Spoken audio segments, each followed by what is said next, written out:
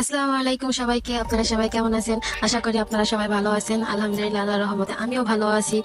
আজকে আবারও আমার একটি সেকেন্ড ব্লগ ভিডিও নিয়ে আপনাদের মাঝে চলে আসলাম শেয়ার করতে।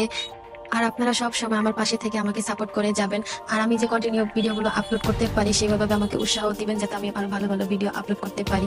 আপনাদের ভালোবাসা পেলে ইনশাল্লাহ আমিও বড় বড় কন্টেন্ট ক্রিয়েটরদের মতো সবসময় ভিডিও আপলোড করতে পারবো। তাদেরকে যেরকম আপনারা সাপোর্ট করেন, ভালোবাসেন, আমাকেও সেভাবে সাপোর্ট করেন, ভালোবাসবেন, তাহলে আমিও সামনে এগিয়ে যেতে পারবো। সো আজকে হচ্ছে আমরা বাসা থেকে বেরিয়ে যাচ্ছি হলো স্মৃতিসৌধে। আর অনেকদিন হলো আমরা বাসা থেকে কোথাও বাইরে যাইনি, আর অনেক গরম পড়তেছে। তো সেই হিসেবে সবাই বললো যে চলো বাইরে যাই, ঘুরে আসি। তো কোথায় যাবে এত গরমে? বিয়ে তো ভাবলো যে বাসার পাশে যেহেতু স্মৃতিসৌধ, তাহলে স্মৃতিসৌধে যেই আমরা সবাই ঘুরে আসি।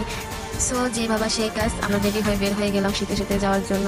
আর আগেই বের হইতাম, এখন প্রায় 5টা বাজে, কিন্তু আমার জন্য লেট হয়েছে। আমি যাবো যাবো বলে যাইনি, আমি একটু অসুস্থ ছিলাম সেই জন্য।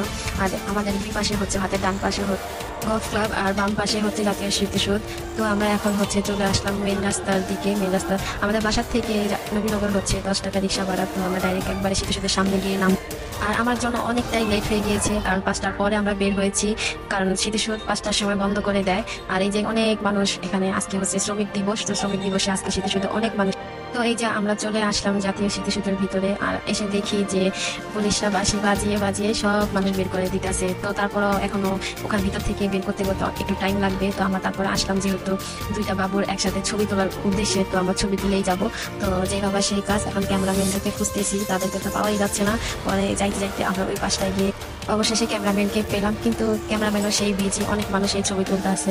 তো কিছুক্ষণ ওয়েট করলাম ক্যামেরাম্যানের জন্য, না দেখি সে অনেকটাই বিজি। তো আরেকজন ক্যামেরাম্যানকে খুঁজতেছি, কারণ এখন প্রায় কাছাকাছি এসে পৌঁছে, সবাইকে বের করে দিচ্ছে। তারপরে আরেকজন ক্যামেরাম্যান আসলো ছবি তোলার জন্য। তো অনেক মানুষ এখানে বসে আছে বাসি দেওয়ার পরও, তারপরে তারা যাচ্ছে না, বসে বসে গল্পও করছে। যখন কাছাকাছি আসবে তখন সবাই চলে যাবে, এই আর কি। তো এই যে আমি এখানে হাঁটাহাঁটি করতেছি, ক্যামেরাম্যান খুঁজতেছি, আর সবাই আসেন, আমার ফ্যামিলি সবাই ক্যামেরাম্যানকে খুঁজতে আছে যে ক্যামেরাম্যান কোথায়, দুইটা ছবি তুলতে পারলেই হয়েছে।